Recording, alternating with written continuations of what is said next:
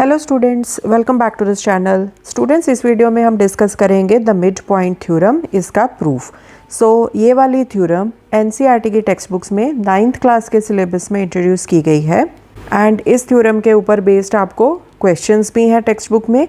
उन क्वेश्चंस में जब आप इस मिड पॉइंट थ्योरम का यूज़ करोगे तो आपको अच्छे तरह से क्लियर हो कि जो रीज़न आप दे रहे हो क्वेश्चंस में उसका प्रूफ क्या है। तो इसके लिए आप इस थ्योरम का प्रूफ अच्छे से समझिए सो दैट आपको कोई कन्फ्यूजन ना हो। ठीक है, बहुत ही इंपॉर्टेंट थ्योरम है ये। तो स्टार्ट करते हैं। तो मिड पॉइंट थ्योरम कहती क्या है? The line segment joining the mid points of any two sides of a triangle is parallel to the third side and is half of it. इसका मतलब क्या है कि अगर आपके पास कोई ट्राइंगल है, जैसे यहाँ पर आप देखो ABC, this is a triangle. तो इसमें अगर आप कोई दो साइड्स के मिड पॉइंट्स को ज्वाइन करके एक लाइन सेगमेंट बनाते हो, जैसे कि यहाँ पर D AB का मिड पॉइंट है, E AC का मिड पॉइंट है, इन दोनों मिड पॉइंट्स को जब आपने ज्वाइन कर दिया तो लाइन सेगमेंट कौन सा बना? DE। DE जो थर्ड साइड है BC उसके पैरेलल भी होगा। ऑल्सो जो DE लाइन सेगमेंट है वो BC की लेंथ का हाफ होगा। ठीक है, आपने यहाँ पर प्रूफ क्या करना है? प्रूफ आपने करना है DE is parallel to BC and DE is equal to half of BC। ठीक है जी। ये है आपकी मिड पॉइंट थ्योरम। अब इन पॉइंट्स को प्रूव करने के लिए हमने छोटी सी कंस्ट्रक्शन करनी है। कंस्ट्रक्शन क्या है? Draw CF parallel to AB and extend DE to F। आपने AB के पैरेलल इस तरह से एक लाइन बनानी है। ठीक है जी। एंड DE को आपने इस तरह से प्रोड्यूस करना है कि ये वाली लाइन एंड ये वाली लाइन ये आपस में पॉइंट F पर हो जाए इंटरसेक्ट। ओके, ये हम कर क्यों रहे हैं? सो दैट हमारे पास बन जाए BCFD एक क्वाड्रिलेटरल। ठीक है, सबसे पहले हम इस ट्राइंगल को एंड इस ट्राइंगल को, इन दोनों ट्राइंगल्स को हम कॉन्ग्रुएंट प्रूव करेंगे। तो उसके लिए हमें कुछ एंगल्स लगेंगे। मैं एंगल्स के नेम दे देती हूँ। इसको नेम दे देते हैं एंगल 1, इसको नेम दे देते हैं एंगल 2, इसको दे देते हैं एंगल 3 एंड इसको दे देते हैं एंगल 4। पहले हम लिखेंगे प्रूफ क्या है इसका। इन triangles ADE and triangle CFE, इन दोनों ट्राइंगल्स में अब देखो angle 3 is equal to angle 4 है, राइट।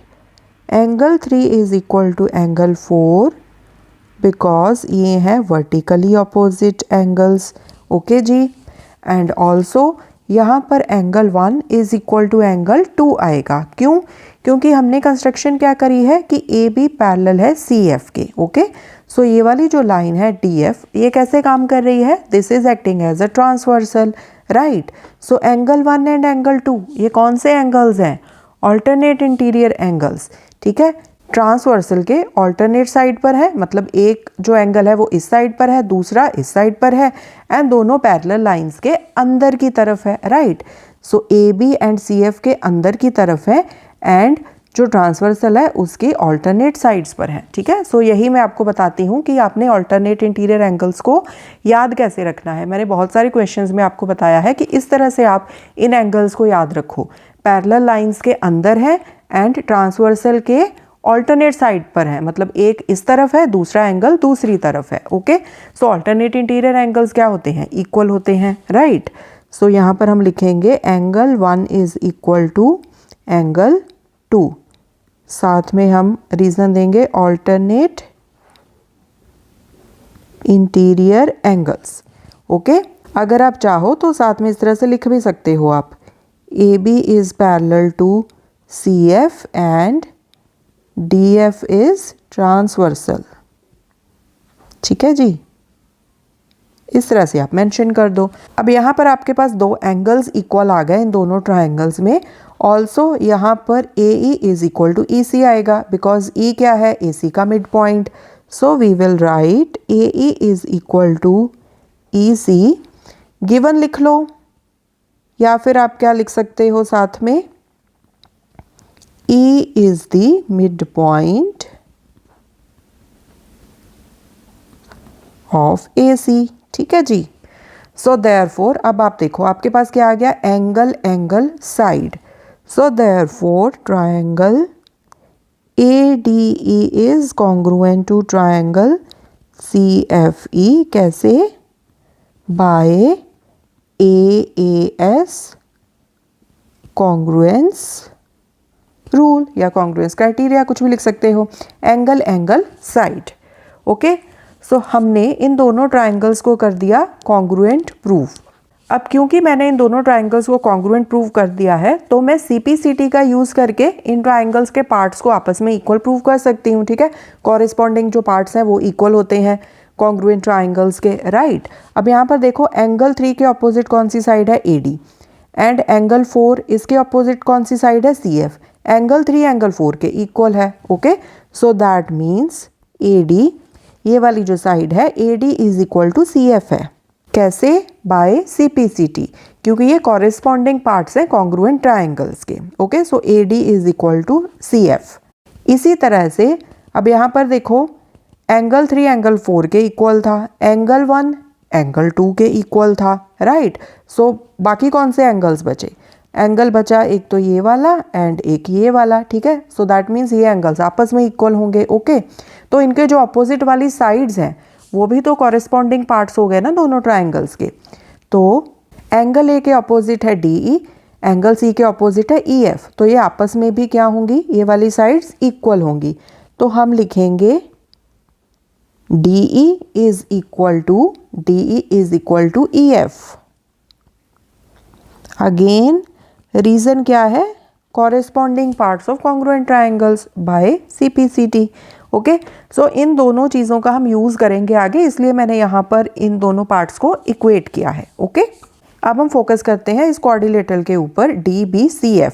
अब इसमें देखो BD एंड CF ये ऑपोजिट साइड्स हैं, ठीक है, एंड ये दोनों साइड्स एक दूसरे के पैरेलल भी हैं। क्यों? क्योंकि एज पर कंस्ट्रक्शन में हमने क्या कहा था कि CF AB के पैरेलल है। अब जो BD है वो AB का ही पार्ट है, right.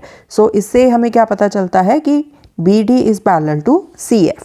Okay, so we will write in quadrilateral DBCF BD is parallel to CF। Reason लिख देंगे एज पर कंस्ट्रक्शन। ओके, एक चीज़ हमें और क्या पता है कि AD is equal to BD है। क्यों? क्योंकि जो D है वो AB का मिड पॉइंट है। सो ये भी हम लिख लेंगे AD is equal to BD।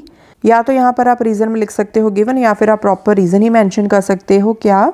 D is mid point of AB। ठीक है, सो AD BD के इक्वल आएगा। ओके, अब जब हमने इन दोनों ट्राइंगल्स को कॉन्ग्रुएंट प्रूव किया था तो बाय CPCT लगा के हमने इन दोनों पॉइंट्स को प्रूव किया था। तो इनको मैं नंबरिंग कर देती हूँ, this is number 1, this is number 2। Okay, अब यहाँ पर देखो पॉइंट 1 में यहाँ पर हमने क्या मेंशन किया था, AD जो है वो CF के इक्वल है, AD is equal to CF। And also यहाँ पर देखो AD BD के इक्वल भी है, राइट। तो इसको आप नंबर दे दो 3। सो यहाँ पर आप लिखोगे फ्रॉम 1 एंड 3। अब देखो AD जो है AD BD के इक्वल है, AD CF के इक्वल है। ठीक है, सो जब दो चीज़ें एक ही चीज़ के इक्वल हों तो वो आपस में भी इक्वल होंगी, right. So from 1 and 3 we can say BD is equal to CF। So यहाँ से हमने ये प्रूव कर दिया कि इस क्वाड्रिलेटरल में ये जो अपोजिट साइड्स हैं उनकी लेंथ इक्वल है। एंड ऑल्सो यहाँ पर जो ये पॉइंट है BD is parallel to CF। क्यों? As per construction. सो यहाँ से हमारे पास क्या आ जाता है कि जो अपोजिट साइड्स हैं वो एक दूसरे के पैरेलल भी हैं। तो इसको आप चाहो, इसको पॉइंट मैं 4 दे देती हूँ क्योंकि 3 मैंने इसको दे दिया, या फिर आप ऐसे कर देना, इसको 0.3 दे देना, इसको 0.4 कर देना। अकॉर्डिंगली आप नंबरिंग जो है वो चेंज कर सकते हो। ठीक है, सो यहाँ पर हम लिख लेंगे from 3 and 4 I can say that DBCF this is a parallelogram.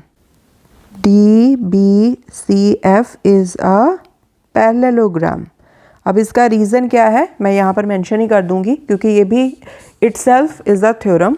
उसमें क्या होता है कि अगर एक क्वाड्रिलेटरल में एक पेयर ऑफ ऑपोजिट साइड्स आपस में पैरेलल हो एंड उनकी लेंथ भी इक्वल हो, तो वो क्वाड्रिलेटरल क्या होती है, वो होती है पैरेललोग्राम। ठीक है, सो यहाँ पर देखो, यहाँ पर B D and C F ये ऑपोजिट साइड्स का एक पेयर हो गया, इनकी लेंथ आपस में इक्वल है, ये एक दूसरे के पैरेलल भी हैं। ठीक है, 0.3 एंड 0.4 यही शो करता है यहाँ पर, राइट। सो इसी वजह से हम ये कह सकते हैं कि D B C F this is a parallelogram. So मैं यहाँ पर पूरे का पूरा रीज़न आपको मेंशन कर दूंगी ताकि आपको हमेशा ध्यान में रहे। सो रीज़न मैंने यहाँ पर मेंशन कर दिया है, if one pair of opposite sides of a quadrilateral is equal in length and parallel to each other then it is a parallelogram. Okay, so therefore from 3 and 4 DBCF is a parallelogram. अब क्योंकि हमने DBCF को parallelogram prove कर दिया है, so we can say DF is parallel to BC, right? So therefore DF is parallel to BC। ठीक है जी, अब क्योंकि DF को हमने BC के पैरेलल प्रूव किया है तो DE DF का ही पार्ट है, so this implies DE is parallel to BC। Okay, so यही चीज़ हमने यहाँ पर प्रूव करनी थी। सो एक पॉइंट ये वाला तो हमने प्रूव कर दिया। अब हमने इस पॉइंट को प्रूव करना है, DE is equal to half of BC। Okay, अब पैरेललोग्राम में क्या होता है, जो अपोजिट साइड्स होती हैं उनकी लेंथ इक्वल होती है। So DF is equal to BC, ये भी आएगा। So we will write also DF is equal to BC। Okay, अब DF कैसे बन रहा है, DE plus EF। So DE plus EF is equal to BC। अब यहाँ पर देखो, जो पॉइंट 2 था इसमें हमने क्या प्रूव किया था कि DE EF के इक्वल है, राइट। सो DE प्लस DE, EF को मैंने रिप्लेस कर दिया DE के साथ, इज इक्वल टू BC। यहाँ पर हम लिख देंगे फ्रॉम 2। ठीक है, सो ये क्या बन गया, 2DE is equal to BC। So DE is equal to half of BC। Okay, so यही 2 पॉइंट्स आपने प्रूव करने थे एंड यही क्या बनाते हैं हमारी mid point theorem. Okay, so students I hope इस थ्योरम का जो प्रूफ है आपको अच्छे से समझ में आया होगा। बहुत ही सिंपल सा प्रूफ है, इसको आप हमेशा ध्यान में रखना। एंड मिड पॉइंट थ्योरम कहती क्या है, इस पॉइंट को आप हमेशा याद रखना, the line segment joining the mid points of any two sides of a triangle is parallel to the third side and is half of it. So इस थ्योरम का यूज आप अलग अलग क्वेश्चंस में क्वेश्चंस को सिंप्लीफाई करने में करोगे। Okay, thanks for watching this video, I will see you in the next video, take care.